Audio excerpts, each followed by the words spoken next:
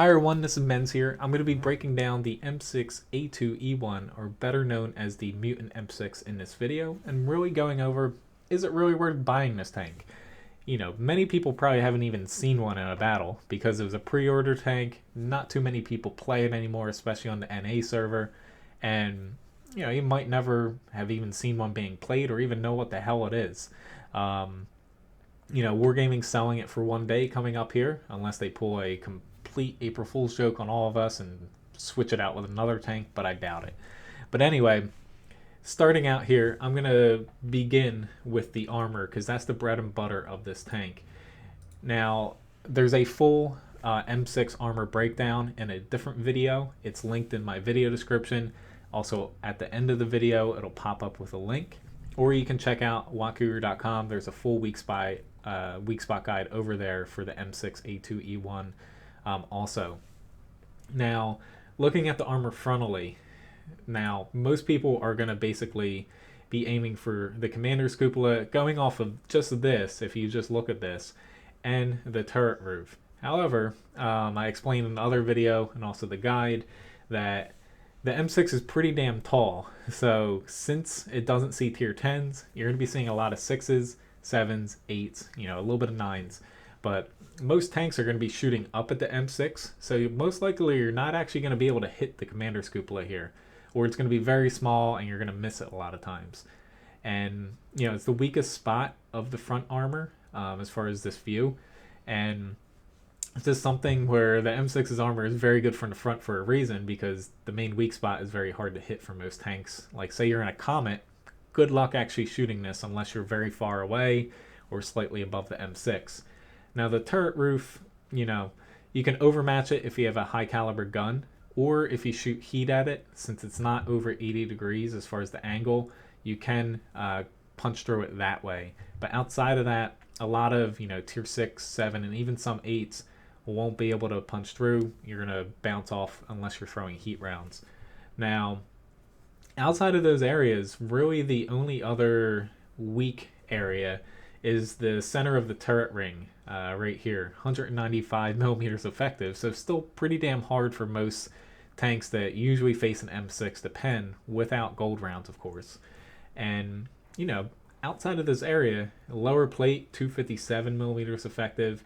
The cheeks are still pretty damn strong, and most people are not going to know to shoot low on them. That's the 216 area, 245 higher up. Upper glacis is damn strong. Most of the turret front is hard to pen. You know, the M6 has one of the better tier 8 frontal armor schemes. It's like, you don't see many of them. A lot of people don't know its weak spots, so you're going to have people shooting at your lower plate and then freaking out and trying to hit your cupola and like, I can't see it. And you know, that's the main strength to this tank here. Now, kind of glancing over the rest of the armor here, unfortunately for the M6, once you get over to the side, pretty damn weak here. You know, most of the armor, even tier 6s, can cut through pretty easily. And then the rear here, kind of the same thing. Outside of the rear turret, pretty damn strong, the rear turret for most tanks to pen, but the rear hull is very easy to penetrate. So the M6, as long as you know you point your front at the enemy, pretty much people are going to struggle to penetrate you unless they, you know, start chucking gold rounds at you. Now, moving over to the comparisons, I chose the T-34 and the T-32 because they're tier 8 American heavies. I also threw in the KV-4 and most notably the AMX M449 because I have a very strong feeling that that's the closest comparison to the M6A2E1 that you usually see in the game. But both of those tanks, you know, rely somewhat on their armor, more so than some other tier 8s. And the M6 is pretty much based all around its frontal armor. But looking at the M6, or the AMX M449, you know, pretty much only has frontal armor. Its sides and rear are weak, and it's got a decent gun, but not a great gun. So it's a good comparison to the M6A2. And the KV-4 just has a ton of armor, so why not throw it in? Anyway, basically all these tanks are configured 100% cruise. I put Brothers in Arms on them. I put a tank, gun rammer, ventilation, and also a V stabilizer. That way they're all the same cruise, same equipment. That way it gives you a pretty good comparison between them. Now, this firepower number usually isn't very telling. However, the gap between the M6, as you see at 266 here, and the rest of the tanks is pretty damn glaring. That the M6 gun is pretty bad. You know, it was a beta tank, hasn't been rebalanced much outside of the HD model upgrade it got, which helped its armor. And, you know, the gun has not really been touched ever since it's been released. So it's kind of been, not even kind of been, it's been completely power creeped in a way. Anyway, the gun here, 320 damage. You know, only the T-34 in this comparison beats it out. It's tied with the T-32 and the KV-4 and a little bit more than the AMX M4. Now, much like the T-32, the M6's and T-32's gun only has 198 millimeters of penetration, which for Tier 8 is workable, but in today's game with the amount of high penetrating guns, it's actually, you know, it's considered fairly low. You know, back in the early stages of World of Tanks, 198, you know, wasn't unheard of for a Tier 8 tank, but M6, like the T-32, lacks penetration, and, you know, the gold rounds bring it up, the APCR, bring it up to a respectable level around the T-34's pen, but you're still not going to have, you know, very good penetration going through, say, like a Malshin or a VK4502B, stuff like that. So you will struggle in the penetration department, and it's something worth noting. Now, the rate of fire with, you know, the equipment, brothers in arms, and all the same crews, T-34 is a loser in this regard. However, you almost, you know, you have 0.75 less for your rate of fire compared to the T-32. So if you've played the T-32 and felt like its guns lacking, you're going to have less DPM on the M6A2E1.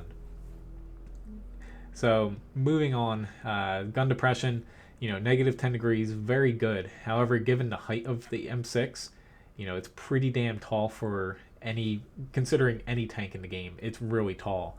Negative 10 doesn't feel like negative 10 degrees. I would say it feels more like -6 a lot of times. Just because of your height, it's harder to use that gun depression. Now, aiming time with the equipment all being the same across the tanks, you know, I decided, you know, normalize it. Like a T-34 wouldn't exactly run a V stabilizer, vents, and a gun rammer. You'd probably drop the vents for like a gun laying drive or something. But anyway, its aiming time's decent. You know, just a pinch better than the T-32s with all the same equipment and crew skills. And accuracy, that's where you start seeing a big flaw in this. 0.39 as far as the accuracy with, you know, a trained crew and equipment is worse than every single one of these other Tier 8s here. It's like the T-32 is 0.32, and a lot of people feel like that gun is not accurate. M6, you know, 0.39 is worse than the T-32s just by a hair. It's definitely something where you're going to struggle to be able to penetrate people because your accuracy is poor. Even if your aiming time's decent, you know, your accuracy is poor, average penetration's pretty low.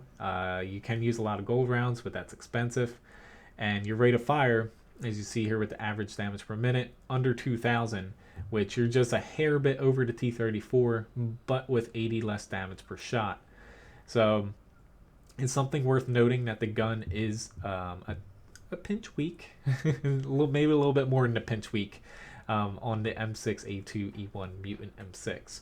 Now, survivability, 1,500 HP, pretty standard for a Tier 8 heavy. KV-4, you know, beats the M6 and the rest of the tanks out there. Hull armor, you know, I kind of went over the armor, but as far as the armor schemes go, I would say that the M6 is the best frontally when it comes to the hull compared to every other one of these tanks.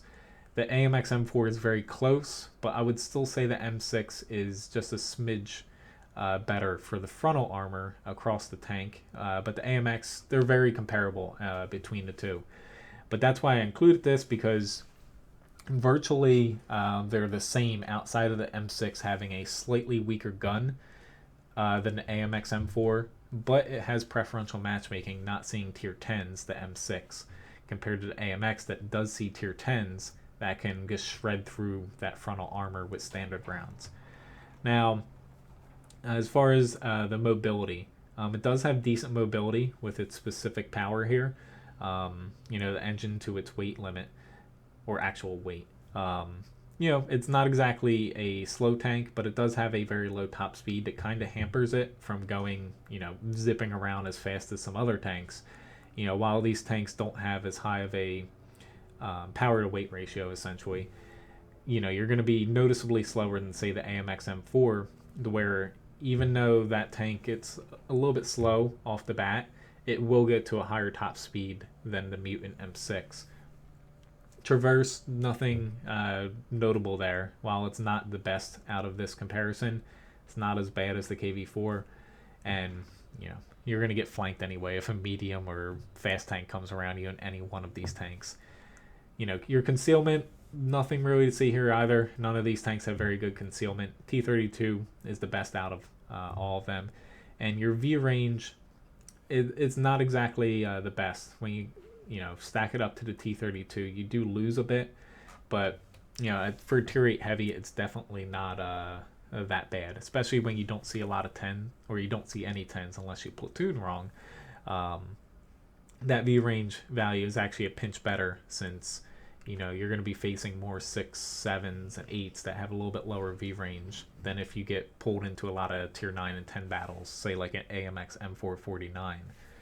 But anyway, comparing all these tanks, really the main comparison here, like I threw in the American tanks and the KV4 to add a few more tanks in here. The main comparison that you're going to find between the Mutant M6 and another tank in the game, I would say, is the AMX M449 here. The differences between the two, if you already own the AMX, you'll be able to get a pretty good grasp as to whether the M6 is worth buying or not, because they are very similar. AMX does not have preferential matchmaking, whereas the M6 does. So that's a big difference, to where the gun, even though the M6 does 20 more damage per shot, your DPM is 161 damage per minute lower here, considering the same crew, same equipment. You're less accurate, aiming time doesn't matter much, gun depression is the same, but average penetration much lower there as well. So really the gun is the differencing factor outside of the matchmaking between these two tanks, because the rest of the tank between the two are pretty damn similar, outside of a little bit more V range on the M6. But it's a pretty good comparison if you look between both of these tanks here. Now, let me just pop back to that. But overall, do I think the M6 is worth buying? It depends on if you like collecting tanks and played the game for a very long time. Like for someone like me, I've been wanting this tank for a while, because I started World of Tanks very soon after pre-order that was all over, so I didn't even have a chance to pick this tank up. Not that I spent money in my first, say, like 3 or 4 months of World of Tanks, something like that, so I probably wouldn't have picked it up anyway. But over the years, you don't see many of these tanks, and when you do, they are pretty fun to play. Even if the gun is pretty anemic now in today's game, you can load a little bit of premium rounds up to compensate for the low accuracy and penetration, pretty much like playing a T-32, because the guns are very similar outside of the rate of fire and slightly worse accuracy. But for someone like me that has wanted this tank for a while, it's worth buying in my opinion. However, for a lot of people that don't necessarily need another crew trainer, or say if you own an AMX M449, it's not necessarily a tank that you absolutely need to get, especially given the price that Wargaming is going to be selling it for. And the main upside over this tank compared to, say, the AMX is the limited matchmaking, which definitely helps it, because tier 10s will break through this armor very easily, whereas the AMX M4 is going to struggle with that. The M6A2E1 won't. You will have to contend with tier 9s, and some tier 8s that can really do a number on you. If they shoot it, your cheeks here in the front hull, or if they hit you right in your turret ring in the front here, or if for whatever reason they can actually see this cupola way up there. But anyway, I think this tank, it's still pretty good. However, I will say, like some older premium tanks, the guns in today's game are much better. And when you factor in people throwing a lot of gold rounds and the higher penetrating guns, you will find times where this tank feels very underpowered, especially if you get flanked, because the side and rear armor is very poor. However, the frontal armor is very solid. The gun, it just takes a little bit more time to get working, because you are going to bounce several shots more than, say, other tanks. So do I think the M6 still fits into today's game? Really, it just depends on the match, but I would say it is a bit power creeped. Wargaming's probably not going to be buffing this tank. If they do, it's not really going to be anything significant. So know what you're buying before you go into it. And basically, you're buying a tank. I would say most of the reason to buy this tank is for the collectible side, if you've played the game for a long time and you've wanted it, or if you really like American tanks. But if you like tanks with a lot of frontal armor, a little bit weak on the gun, but bouncing shots, stuff like that, it is very good for that role. Pretty much think the AMX M449, except for take out all those tier 10 battles where you're like one of the few tier 8s and you're just getting torn to shreds through your frontal armor. And that's really the beauty of this tank, is the preferential matchmaking. Wargaming's not putting them out anymore for a reason, or at least new ones, because it does make tanks much better than their characteristics actually state. But anyway, thanks for watching this video. Hopefully this helped you kind of figure out whether you want to get this tank or not. For me, I've been waiting for this for a while. I never thought they would sell this again. But feel free to check out the full armor breakdown of the M6. It's going to be popping up here if it hasn't already at the end of this video. And there's also links in the video description below. That might help you decide a little bit more if you're still kind of on the fence. But anyway, thanks again for watching. Have a very nice day. And hopefully I'll see you around sometime soon again in one of my videos. See ya.